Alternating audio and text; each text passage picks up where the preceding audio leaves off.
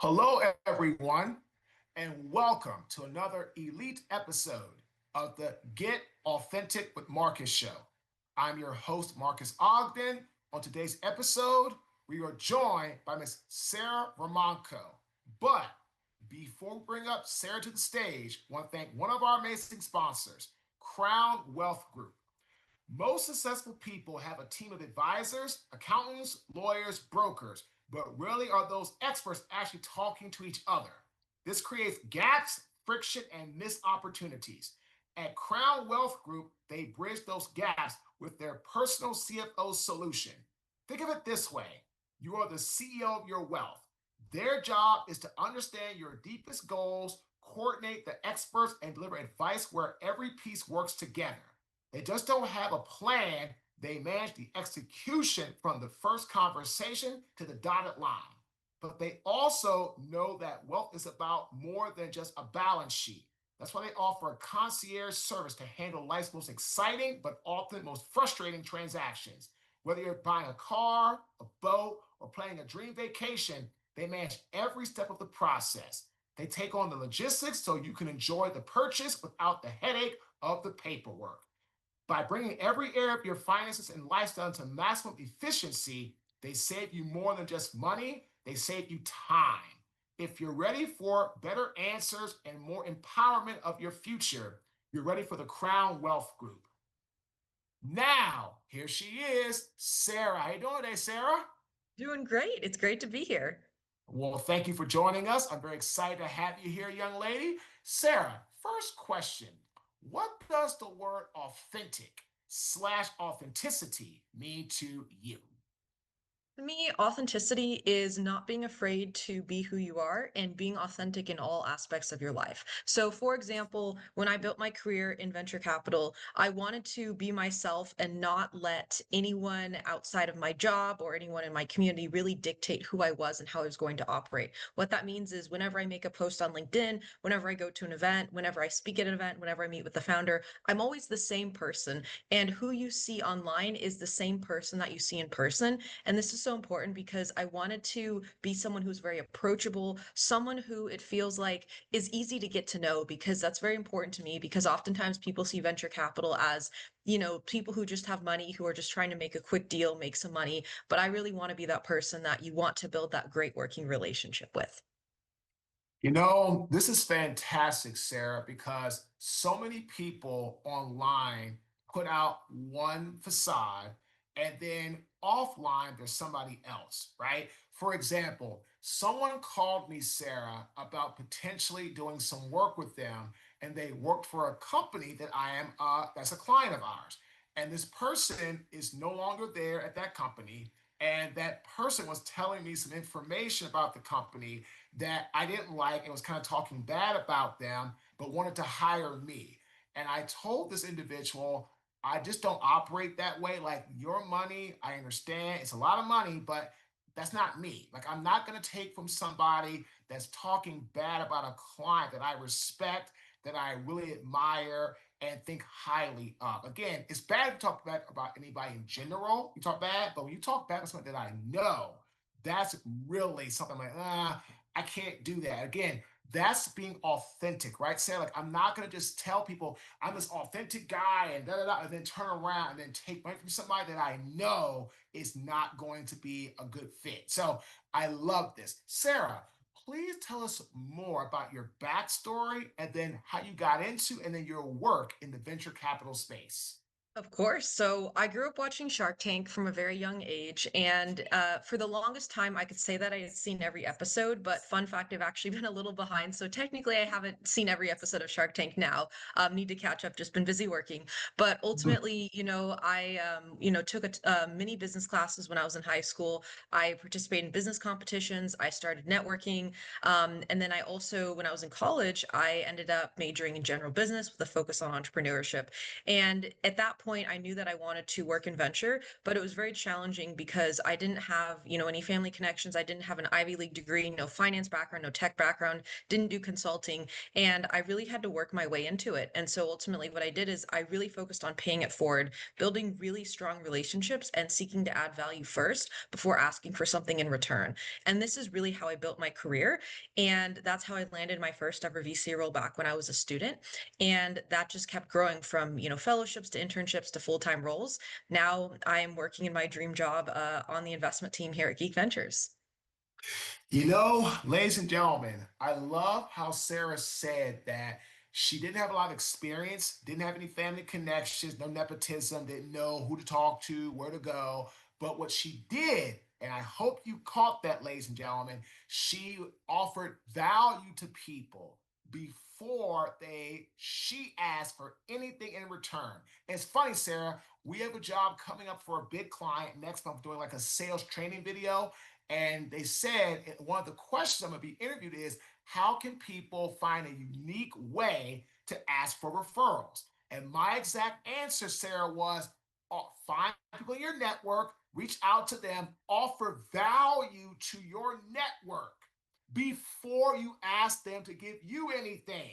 And I'm like, and people are like, wow, like, what do you mean? I'm thinking, I was like, wow, like that should be basic common knowledge. And like again, people are so like surprised, pleasantly so, when someone comes with a give type of mentality, not a take mentality. So this is fantastic stuff. So Sarah, I have a question for you. Again, you're at Geek Ventures, correct? Yes. Yep, awesome. So Sarah, one question before we get into your work and role at Geek Ventures. How does being authentic or displaying or showing authenticity help you in your industry to be the best of the best?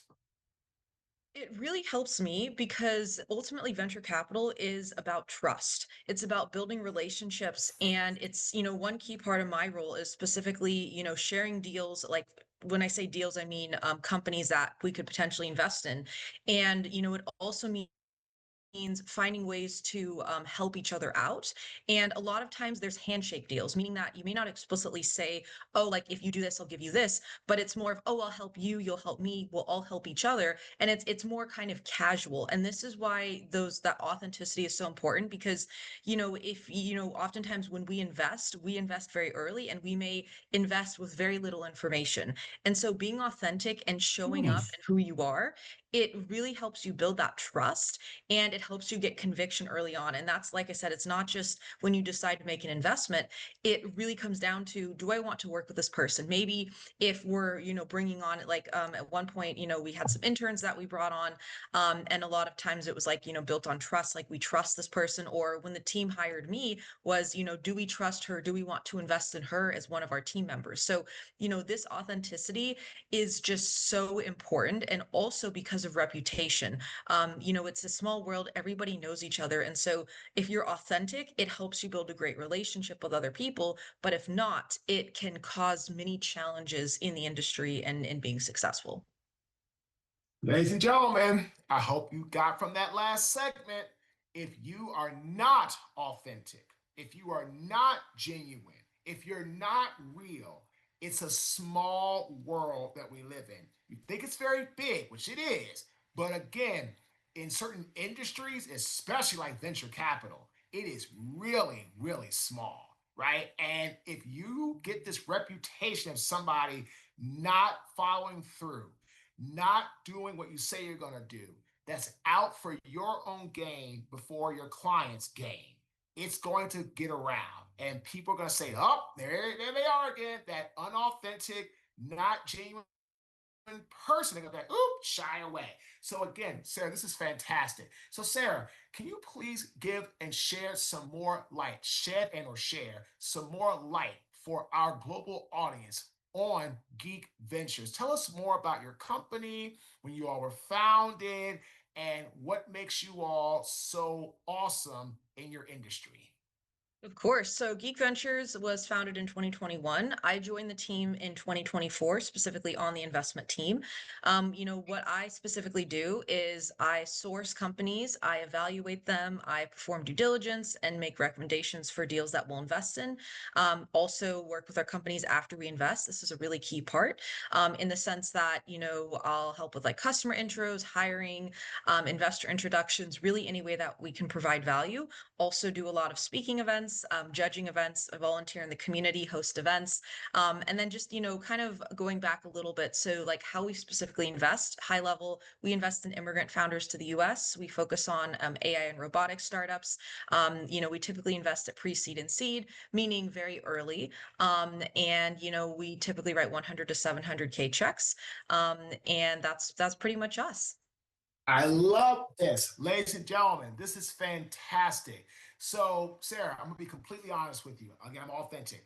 18 months ago, I absolutely hated, dreaded, and was so afraid of AI and automation. Because in reality, Sarah, I didn't know about it. I didn't know how to tie it into your CRM or to your outreach or to your newsletter or how to have it where you can set up a lot more easily, like connecting with people, marketing, follows. I mean, it's just amazing. I can totally now say that AI and automation is huge and it's here to stay because what it does, if you just get out of your own way, and let's start there with that question, Sarah. So, again, 18 months ago, I was definitely afraid of AI, automation, all this stuff. Now I have my first huge speaking job for professional insurance agents of the DC, Virginia, North Carolina chapter, June 17th at the Danville Caesars Casino in Danville, Virginia, talking about how AI is so important to help build commercial insurance agencies. And also, Sarah, we're building an app with my business partner, Nathan, coming out in the next 90 days. It has an AI Marcus, it has automation, it has all this stuff tied in. So my point is, I finally got rid of my fear and opened up and said, teach me and let me learn. And now here we are. So my question is, Sarah, for people that are listening, that are still afraid of AI. Now, again, I'm not an expert. So it took me my own demons, my own time to go through it. And now I'm on the other side and I love AI. Talk to our global audience, Sarah, people that are listening that might be a little bit hesitant or fearful of AI, and please tell them why they should not be. I was definitely at first, concerned about AI in the sense that I think the main thing is I started using ChatGPT and I was wondering, like, is this really useful? Like, how is this going to help? Like, like I was afraid of, not being authentic because, I was writing a lot of original content on LinkedIn, and that was one of my early uses of ChatGPT. But I think for me, what I learned is that I see it as a tool that can help that authenticity as opposed to hurt it.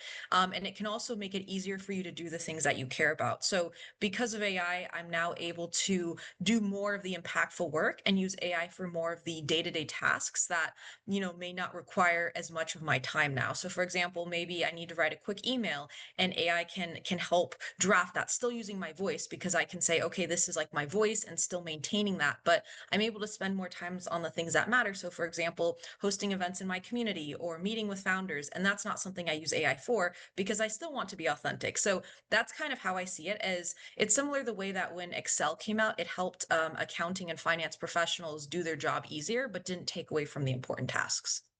Yes, ladies and gentlemen, love that, Sarah. That was a great answer. That last part is amazing. AI is a tool. That's what it is. It's not designed to replace you as an individual, right? That's so key. People start thinking, oh, AI is going to take over my job, da, da, da. No, AI is a tool that is run by people. This is not Terminator 2. This is not Skynet. This is not like some hostile takeover. It is real life. And so we need to understand this. So Sarah, let's now dig into, Geek Ventures. And I love you all. $107,000 checks, people coming to the US, pre-seed early in the process, right? You said AI and robotics, right? This is great. You talked about trust earlier, right, Sarah? What are Yes. some trust like qualities or I call them attributes, things like perseverance, grit, determination. I call attributes, right, Sarah, are things you can't see, right? What type of attributes and skill sets, qualities that they have, do you all look for in investors or in companies, excuse me, that you invest in? Yeah, that's a great question. So, what I would say is we look for founders that were able to, sell really well. And what I mean by this is it comes down to trust. So we say founders that are able to sell to clients, sell to investors, and understand their audience. And the reason this is not something you can really, I guess, notice easily until you start talking to someone is, when you think about selling, oftentimes selling means, okay, like I'm trying to make a quick sale, and right, and it goes back to let me make some money. But if someone can be authentic in how they sell, that can be really key to building a relationship. And so I really like it when a founder, and it comes back to, oh, I know my audience, so I know how to read the room. And so whenever I'm talking to a founder and they've done their research on me, they know who I am, what matters to me, and they're able to pitch me well, but it doesn't feel like they're selling. It feels like a conversation.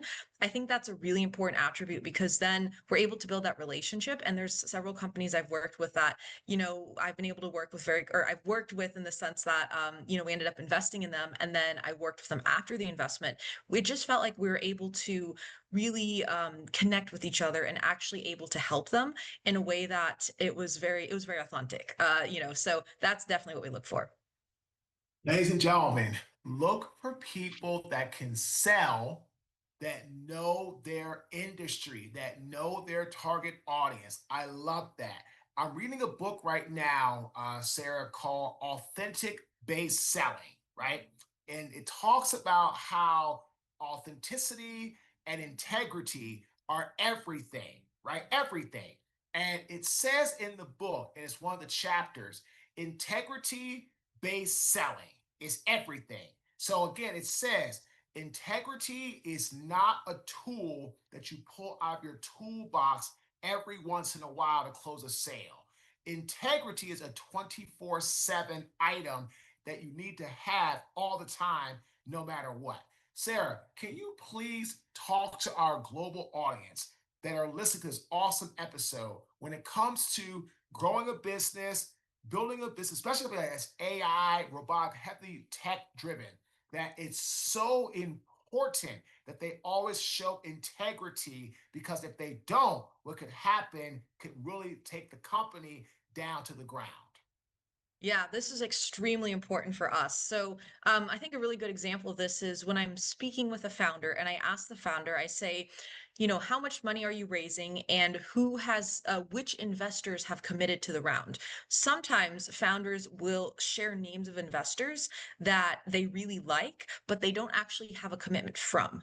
And this lack of integrity is an issue, not only because of the obvious of it leads to issues with trust, but it goes back to because we all know each other, we can ask the other investors and say, hey, did you actually commit to this founder? What is the status of the deal? Are they just saying this to get other people's attention? And so when we're doing those reference checks, when we're finishing up our due diligence, we're able to really see through that. And that also other parts of that are if a founder is lying about their company history, if they're saying, a deal closed that didn't close in the sense of maybe a client, if they're just not telling the truth or they're withholding information, that really erodes that trust. And if we don't discover it, during the diligence process, maybe we discover after the investment. That's even worse because, VC, when you invest in a company, is a long-term relationship. So, if there's an issue, like you're stuck with that person for a very long time. Mm. Ladies and gentlemen, I love what Sarah said about reference check. Reference check. Like again, if people can go and see, like Sarah, we've worked for over 90 Fortune 500 companies as a speaker in the last 8 years, over 90. And I can tell you, we have either testimonials, reference letters, we're connected on LinkedIn. We don't just make stuff up because, like you said, people are going to fact check, right? I've been doing this for 12 and a half years, right? You can fact check when did the company start. We started in September 2013. And I tell people all the time, first 2.5 years, not one paid job, right? Not one, right?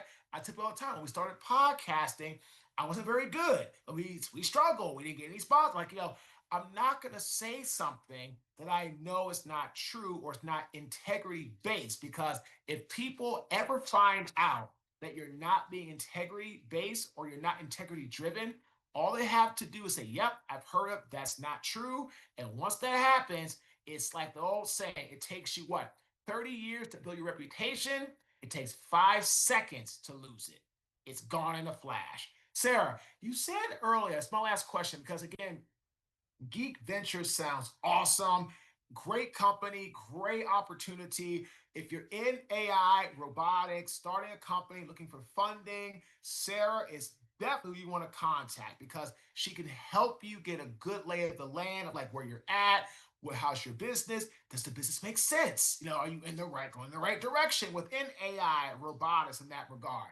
But Sarah, you talked about earlier, sometimes you go and speak, right? And I'm a speaker, that's what started our brand. Sarah, what do you like to speak on to your audiences? What are the intangible things, such as like, leadership or mindset, or the tangible things like how to build the AI, how to build the robotic structure? What do you like to talk about to your audiences? Yeah, great question. So one thing that, is near and dear to my heart, I think the first and foremost is, encouraging underrepresented founders and underrepresented aspiring VCs to get into the industry. So from the funding side, helping founders that normally don't get funding. So meaning like decreasing the funding gap for underrepresented founders. And then for aspiring VCs, encouraging them that it doesn't matter what your background is, it is still possible to work in the industry. That's something I'm really passionate about, because I really think that we need more diversity in VC. We need more funding going towards underrepresented founders. I also, of course, love to go more towards the nitty gritty, how to fundraise, what investors look for, what, like who you should talk to when you're starting to raise. And then also, I think other areas that are important to me are, actually like how to build relationships with investors, and I guess a little bit deeper into like what we actually look for, right? Like red and green flags of investing, how to like pitch an investor at an event, like, how to actually approach an investor.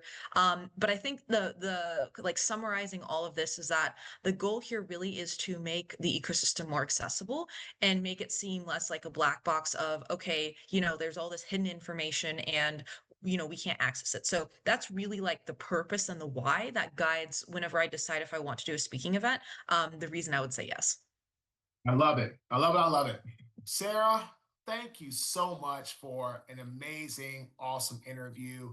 Sarah, where can our global audience get in touch with you to find out more about you and also Geek Ventures? Of course. So I'm on LinkedIn at Sarah Romanko.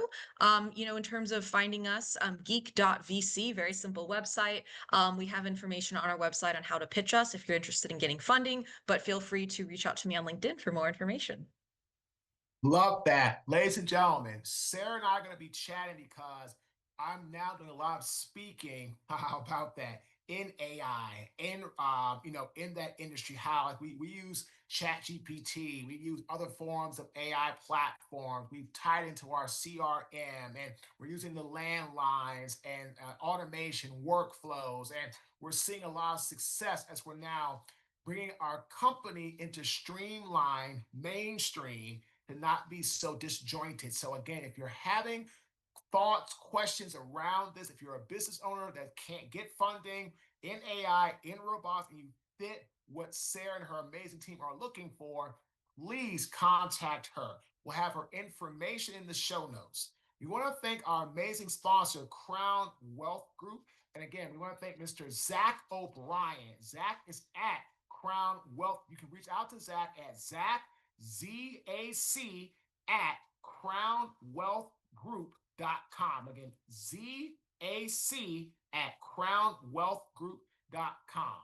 The authentic tip of this great interview: please, in business and in life, just in general, say what you know is real. Say what you know is true. Don't try to oversell yourself.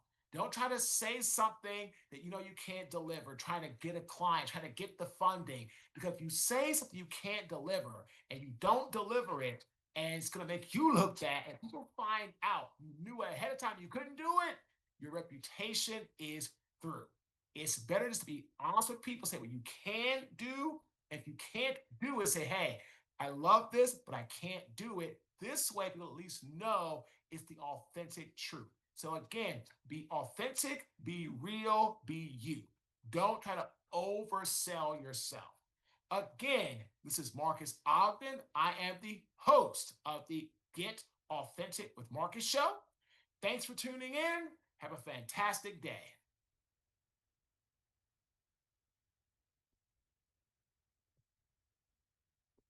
Okay. Thank you, Sarah.